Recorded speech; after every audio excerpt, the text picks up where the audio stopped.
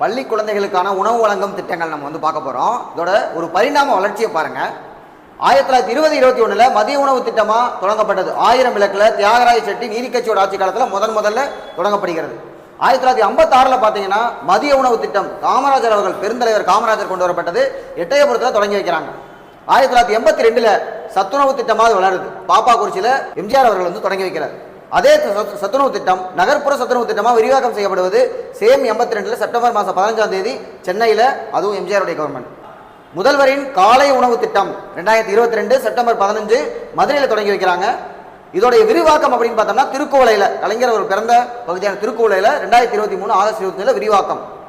முதல்வரின் காலை உணவு திட்டம் மேற்கொண்டு விரிவாக்கம் என்னன்னா அரசு உதவி பெறும் பள்ளிகளுக்கும் விரிவு செய்யப்பட்டது. 2024 ஜூலை 15 எங்க தொடங்கி வச்சாங்கன்னு பார்த்தோம்னா கீழச்சேரி, திருவள்ளூர். இது எல்லாமே இப்போ இருக்கக்கூடிய நம்முடைய மாண்புமிகு முதல்வர் தொடங்கி வச்ச திட்டங்கள். நன்றி.